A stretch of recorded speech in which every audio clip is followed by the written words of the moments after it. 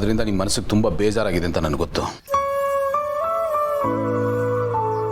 ಆ ಬೇಜಾರಿಗೆ ಮಕ್ಕಳನ್ನ ದ್ವೇಷ ಮಾಡಬೇಡಿ. ಅವ್ರಿಗೆ ಒಳ್ಳೇದಾಗಲಿ ಅಂತ ಹಾರೈಸಿ. ಯಾಕೆಂದ್ರೆ ಮುಂದೆ ಬಾಳು ಬದುಕಬೇಕಾದವರು ಅವರು. ದಯವಿಟ್ಟು ಆಶೀರ್ವಾದ ಮಾಡಿ. ಆಗಿದೆಲ್ಲ ಆಗೋಯ್ತಲ್ಲ, ಇನ್ನೇನು ಆಶೀರ್ವಾದ? ದಯವಿಟ್ಟು ಹಾಗನ್ಬೇಡಿ ಮಾವ. ನಿಮ್ಮ ಆಶೀರ್ವಾದ ಅವ್ರಿಗೆ ಬೇಕೇ ಬೇಕು. ಅದರಿಂದ ಅವ್ರ ಭವಿಷ್ಯ ಚೆನ್ನಾಗಿರುತ್ತೆ. ಪ್ಲೀಸ್.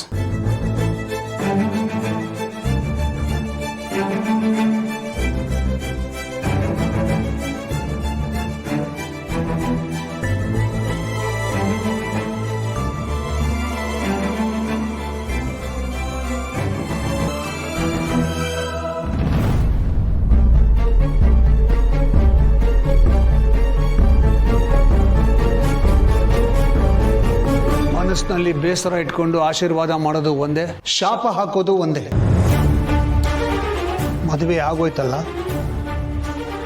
ಇನ್ಮೇಲೆ ಅವ್ರ ಜೀವನ ಅವ್ರ ಕೈಯಲ್ಲಿ. ಮುಂದೆ ಏನಾಗುತ್ತೋ ಅದಕ್ಕೆ ಸಂಪೂರ್ಣ ಹೊಣೆ ಇವ್ರದೇ.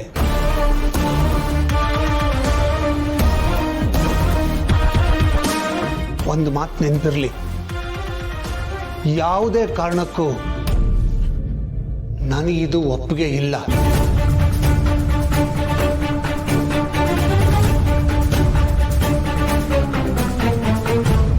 ರೀ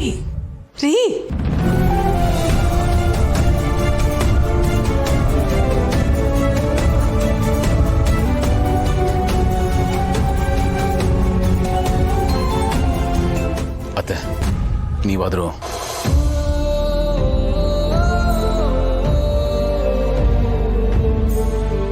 100 ವರ್ಷ ಚೆನ್ನಾಗಿ ಬಾಳಿ.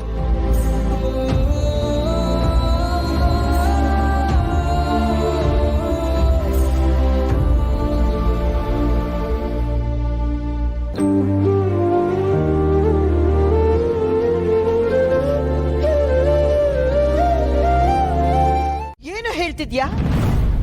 ಈ ಮದ್ವೆನ ನೀನ ಮಾಡಿಸಿದ್ದು? ನೀನ್ ಎಲ್ರಿಗಿಂತ ದೊಡ್ಡವನು, ತಿಳಿದವನು, ಜವಾಬ್ದಾರಿ ಇರೋನು. ನೀನ್ ಯಾಕೋ ಇಂಥ ಕೆಲಸ ಮಾಡಿದೆ? ಎಲ್ರಿಗೂ ಬುದ್ಧಿ ಹೇಳ್ಬೇಕಾದಂತ ಸ್ಥಾನದಲ್ಲಿರೋನ್ ನೀನು ಹೇಗೋ ಮಾಡಿದೆ ಇದನ್ನ? ನನ್ ಕ್ಷಮಿಸ್ಬಿಡಿ ಅಜ್ಜಿ. ನನಗೆ ಆ ಕ್ಷಣಕ್ಕೆ ಬೇರೆ ಏನು ತೋಚಲಿಲ್ಲ. ಇವರಿಬ್ರು ಒಂದಾದ್ರೆ ಚೆನ್ನಾಗಿರುತ್ತೆ, ಸಂತೋಷವಾಗಿರ್ತಾರೆ ಅಂತ ಅನ್ಕೊಂಡೆ. ಏನು ಗುಂಡು ನೀನು ಇವ್ರ ಜೊತೆನಲ್ಲಿ ಸೇರ್ಕೊಂಡು ಇಂಥ ಕೆಲಸ ಮಾಡಿದ್ಯಲ್ಲ. ನಿನಗೆ ಏನು ಹೇಳ್ಬೇಕನ್ನೋದೇ ನನಗೆ ಗೊತ್ತಾಗ್ತಾ ಇಲ್ಲ. ಅದೇ ಯಾಕೆ ಅಪ್ಸೆಟ್ ಆಗ್ತಾ ಇದ್ದೀರಾ? ಆಗಿದ್ದಾಗೋಯ್ತು, ಏನ್ ಮಾಡಕ್ಕಾಗತ್ತೆ? ಇನ್ನು ಅವ್ರನ್ನ ಮನೆ ತುಂಬಿಸ್ಕೋಬೇಕಷ್ಟೇ. ಏನು ಹೇಳ್ತಿದ್ಯಾ ನೀನು? ಏನ್ ನಿನ್ ಮಾತಿನ ಅರ್ಥ? ಅವ್ರು ಏನ್ ಮಾಡ್ಕೊಂಡು ಬಂದ್ರು ಮನೆ ಒಳಗೆ ಬಿಟ್ಕೊಂಡು ಬಿಡ್ಬೇಕಂತನ? ಇಂಥ ಬಡ್ಡ ಧೈರ್ಯ ಇರೋದ್ರಿಂದಾನೇ ದಾರಿ ತಪ್ಪಿರೋದು. ಅವನಿಗೆ ಬೈಯೋದನ್ನ ಬಿಟ್ಟು ಅವನ್ ಬೆಂಬಲಕ್ಕೆ ನಿಂತಿದ್ಯಲ್ಲ, ಮೊದ್ಲು ನಿನಗೆ ಹೇಳಬೇಕು. ನೀ ನೆಟ್ಗಿದ್ದಿದ್ರೆ ನಿನ್ ಮಕ್ಕಳು ನೆಟ್ಗಿರ್ತಿದ್ರು. ಎಲ್ಲನೂ ಹಾಳು ಮಾಡಿ ಇಟ್ಬಿಟ್ಟಿದ್ಯಾ ಅಲ್ವೋ ಪಾರ್ಥ? ನೀನ್ ತುಂಬಾ ಒಳ್ಳೆ ಹುಡುಗ, ಯಾರ ಮನಸ್ಸನ್ನು ನೋಯಿಸಲ್ಲ. ನಮ್ಮವರು ತಮ್ಮವರು ಅನ್ನೋದಿದೆ ಅಂತ ನಂಬಿದ್ನಲ್ಲೋ, ನನ್ನ ನಂಬಿಕೆನೇ ಸುಳ್ಳು ಮಾಡಿಬಿಟ್ಟಿಯಲ್ಲೋ.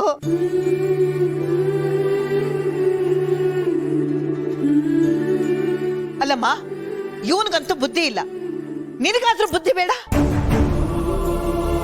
ಪಾಪ ನಿಮ್ಮಪ್ಪ ಅಮ್ಮ, ಅವ್ರಿಗೆ ಮುಖ ಹೇಗೆ ತೋರಿಸ್ತೀಯ ನೀನು?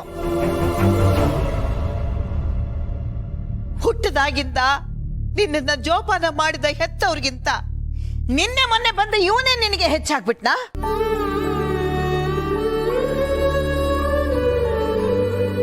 ಅವ್ರಿಗೆ ವಿಷಯ ಗೊತ್ತಾದ್ರೆ ಅವ್ರ ಪರಿಸ್ಥಿತಿ ಏನಾಗ್ಬೇಡ.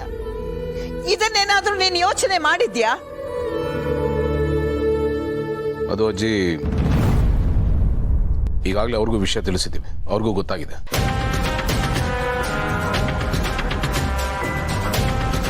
ಅಂದ್ರೆ ಎಲ್ಲರಿಗೂ ಹೇಳಿ ಎಲ್ಲಾರನ್ನೂ ಸರಿ ಮಾಡ್ಕೊಂಡು ಎಲ್ಲ ತಯಾರಾದ್ಮೇಲೆ ಇಲ್ಲಿಗೆ ಬಂದಿದ್ದೀರಾ ಅಂತೆ? ಎಲ್ರೂ ಸೇರ್ಕೊಂಡೆ ಮನೆ ಮರ್ಯಾದೆ ಕಳೀತಾ ಇದ್ದೀರಾ? ಅಯ್ಯೋ ದೇವ್ರೆ, ಇದನ್ನೆಲ್ಲ ನೋಡೋದಕ್ಕಿಂತ ಅವ್ರ ಜೊತೆಲೆ ಹೋಗ್ಬಿಡ್ಬಾರ್ದಾಗಿತ್ತ ನಾನು.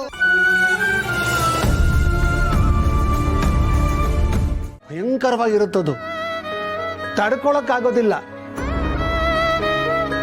ಈಗ ಪ್ರೀತಿ ಗೀತಿ ಅಂತ ಇದಾರಲ್ಲ, ನಾಳೆ ನೋಡು ನಾಯಿ ಕಿತ್ತಾಡ್ದಂಗೆ ಕಿತ್ತಾಡ್ತಾರೆ.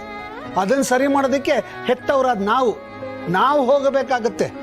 ಅದು ಅವ್ರಿಗೆ ಅರ್ಥ ಆಗ್ತಲ್ಲ. ಈಗ ಪ್ರೀತಿ ಅಂತ ಹಾರಾಡ್ತಾ ಇದ್ದಾರೆ. ಹಳೆ ರೆಕ್ಕೆ ಕಟ್ಟಾದಾಗ ಗೊತ್ತಾಗುತ್ತೆ. ಯಾಕ್ರಿ, ಯಾಕೆ ಅವ್ರ ವಿಷಯದಲ್ಲಿ ಇಷ್ಟು ಕಠೋರವಾಗ್ಬಿಟ್ಟಿದ್ದೀರಾ? ಮತ್ತೆ ಅದನ್ನೇ ಯಾಕೆ ಹೇಳ್ತೀಯ ಮಂದಾಕಿನಿ?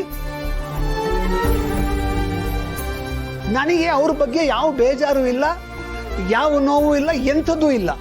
ನಾನು ಅದನ್ನೆಲ್ಲ ಬಿಟ್ಟಾಕ್ಬಿಟ್ಟಿದ್ದೀನಿ. ಅವ್ರ ಬಗ್ಗೆ ನಾನು ಏನು ಅನ್ಸಲ್ಲ, ನಿರ್ಲಿಪ್ತವಾಗಿದ್ದೀನಿ. ನಾನು ಹೇಳೋ ಅಷ್ಟು ಹೇಳಿದೆ, ಅವ್ರು ಕೇಳಲಿಲ್ಲ. ಕರ್ಮ ಅನುಭವಿಸ್ಲಿ ಬಿಡು. ಅಲ್ಲ ರೀ, ನೋಡು, ಈ ವಿಷಯದ ಬಗ್ಗೆ ಜಾಸ್ತಿ ಮಾತಾಡೋದೇ ಬೇಡ. ನಮ್ಮ ಬಗ್ಗೆ ಅವ್ರ ತಲೆ ಕೆಡ್ಸ್ಕೊಂಡಿಲ್ಲ ಅಂದಮೇಲೆ ಅವ್ರ ಬಗ್ಗೆ ನಾವ್ಯಾಕೆ ತಲೆ ಕೆಡ್ಸ್ಕೋಬೇಕು? ಸಾಕಿದು,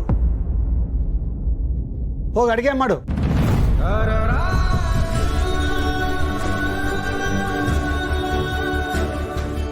ಏನೇ ಹಾಗೆ ನೋಡ್ತಿದ್ಯಾ? ಹೋಗು, ನಾನು ಹಾಗೆ ಒಂದು ವಾಕಿಂಗ್ ಓಡ್ ಬರ್ತೀನಿ.